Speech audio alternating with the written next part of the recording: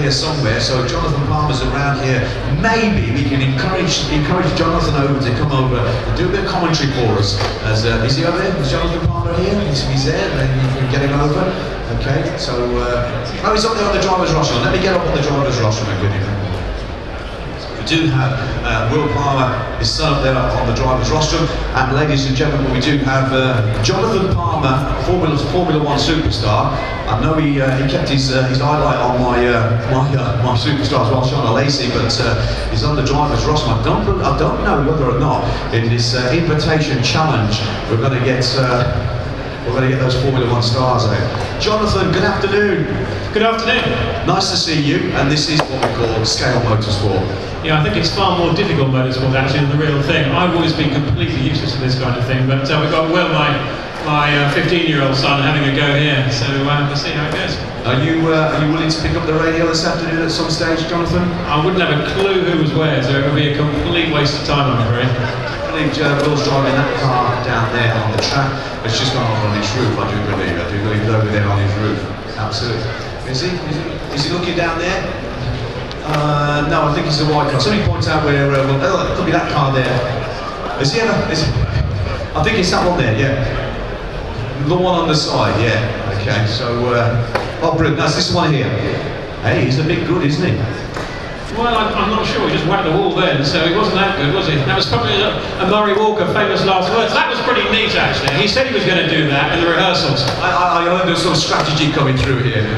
Yeah, well, I think he's probably just sort of bedding himself in gently before just wasn't too gentle either. Actually, these things really look very quick. Absolutely. Did you see the filth going on the track of the Formula One race earlier?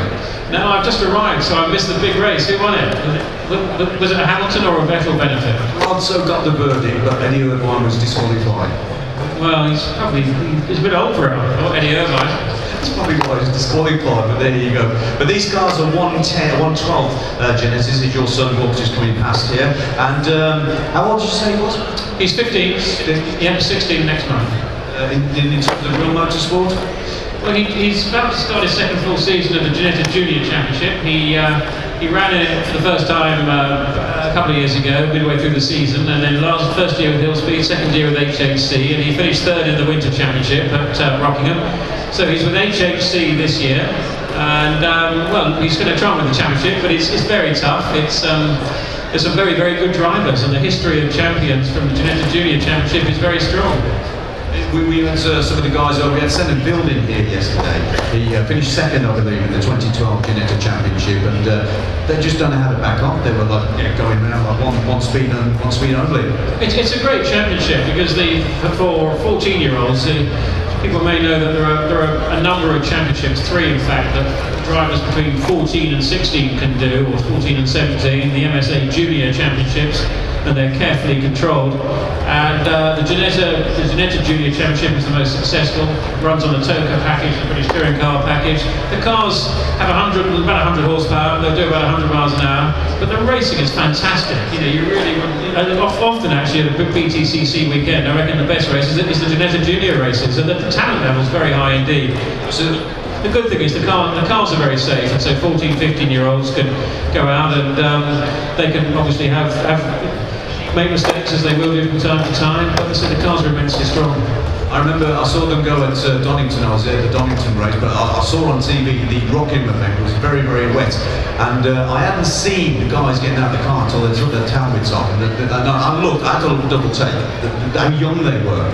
Well, they are. It's interesting actually how young drivers can be and still perform as if they were sort of mid-20s, whether it's in, I suppose it's a bit like in the Second World War. You used to get 18-year-old kids jumping in Spitfires with 2,000 horsepower and making a pretty good fizz of it. Actually, in our Formula 2 Championship, we had a driver, Matteo Tuscia, who was just 15 years old, and he finished second in the championship as a 15-year-old. So there's no doubt that drivers very young can be very successful. They can be very talented.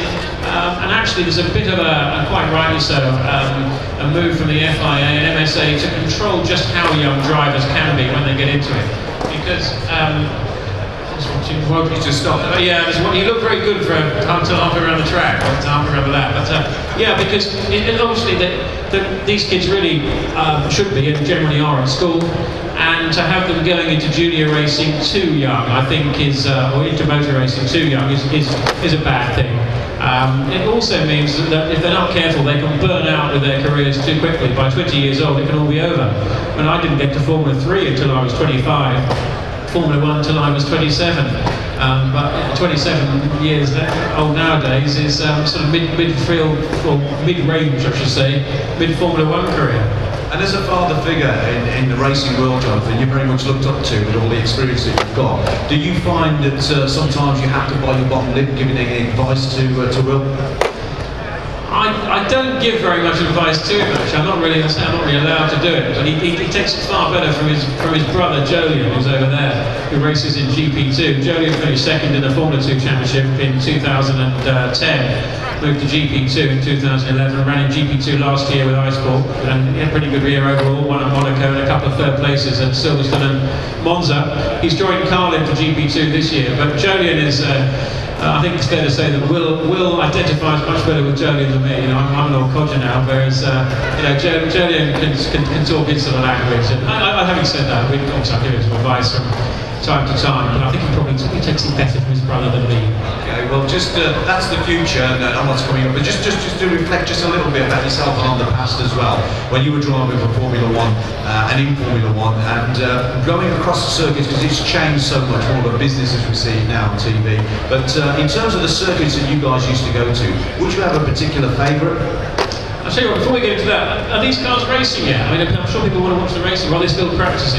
They're still practicing because we've just opened the tap so they can go around and do what they want. Oh, that's okay. Well, no, okay, back to the question. I think a couple of tracks really stood out for me in my 6-year Formula 1 career. Great. One is Monaco. And Monaco is just an amazing place to drive around. It's a nightmare to race and try and overtake anyone, because basically you can't. But as a place to really, just to lap around Monaco, and obviously qualifying is absolutely mad. But to take it just seems complete madness to take a 600, 700, 800 horsepower Formula 1 car and going around the narrow streets of Monte Carlo. And when you first do it, you just think it's crazy. But as you get into it, you get quicker and quicker, you get really in the groove. It's a tremendous privilege, actually, to be driving a fast car around, a quick car, F1 car, GP2 car around Monaco. So that was definitely one. And the whole glamour of the place, you can't help but get wrapped up in it. It's a magnificent theatre, the most dramatic of any Formula 1 circuit, of any race circuit in the world.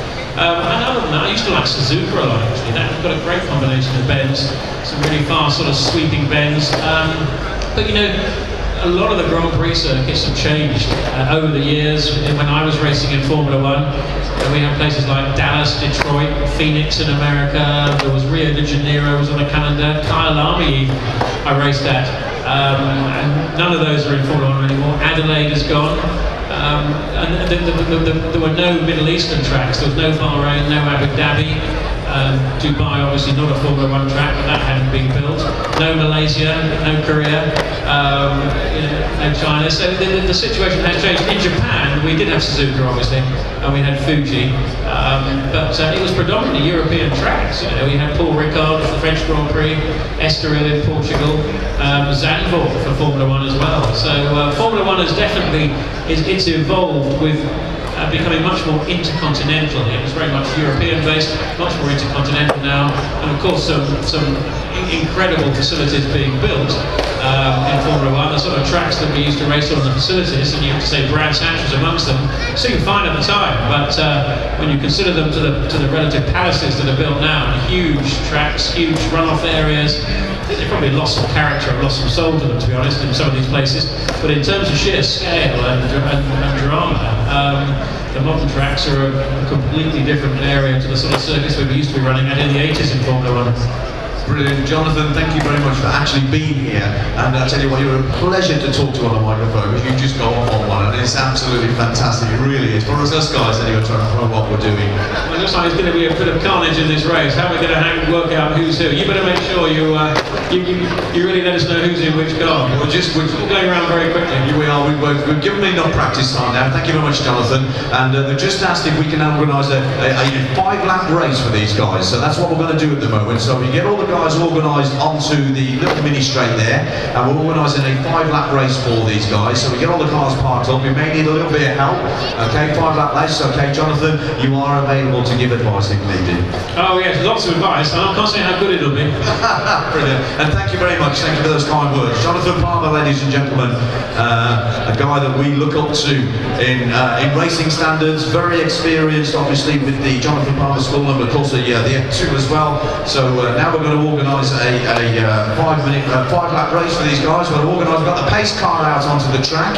So we just need these guys now to just behave a little bit and form up onto this part of the track here. Just stay there, Steve. Okay, so you guys just, whoa, is that Will? That's that Will. He's see, trying to, oh dear, somebody just wiping the pace car out there. I don't know if that was Will Palmer trying to do the filth on me, but we'll just point you in the general direction. And I'll tell you what we're going to do. Everybody just stay still, okay? Get the pace car out of the way. We're not going to start behind the pace car. Where's that number 3 going? Well, hold it. We ain't started yet. We've not started yet. We don't want to disqualify anybody. Okay. I'm going to count down to 3, and we're going to give you, from where you are on the grid now, we give you a 5-lap race. 3, 2, 1, go. Okay, so a 5-lap race coming up for the Ginetta GT12s here. And already the black and white car just coming out onto the lead. Oh, and gets it all wrong. What a time to run out of tunnel. Gone out of the top corner. And we have a new race leader now just coming through the centre S's, coming round the Clark left-hander. And that does look like, if I look out into the driver's rostrum, yeah, that is the lead cars. Everybody else is trying to get the cars around the circuit. Got to take your hand off to that person driving this car. That looks like a professional operation going around the track here. I don't know if that's a professional driver or not, but he must have done this before. He's lapping people now, coming up past race control. This is his 3rd flying lap of 5. 2 more to go. He's even missing traffic. Boy, oh boy, he's got the cat among the pigeons here. Will Palmer and Jonathan Palmer on the driver's rostrum, just looking down. 1 more lap to go for that Ginetta GT12. He really swinging this one round, and everybody else doesn't understand the word steering. They've just got the throttle wide open. And I tell you what, they can drive backwards, but you've just got it. It's so difficult to control these cars as the leader comes through, just about to lap the red car over the line, and that is the race winner, okay, by at least half a lap. Oh, and somebody's broken the car. I think that could be Will Palmer. I don't know if he's parking out here. The battery strap has come out, and that car is out of commission, parked here. Oh dear, the battery's come out, the body shell's come off it as well. Guys, if you'd like to finish your laps and bring your cars in, if you can please, nice and safely, bring your cars in here out on the track. I'll tell you what, it is dangerous being out here. We've had 1 broken motor car in the Ginetta GT12s, and oh, it's about steering and coming off the throttle here. That orange car taking a little bit more impact than necessary. And I tell you what, I think we've got the Eddie Irvine situation here, because nobody wants to bring the car in. And having that much fun on the driver's rostrum. This was supposed to be 5 minutes, I tell you what.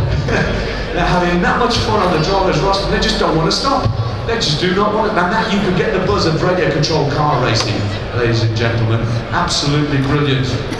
Well, just coming up to 1:30 in the afternoon, and hopefully this will be carved in the BRCA tablets of history. Fantastic stuff going on. So you got a microphone you want to walk around? Is that?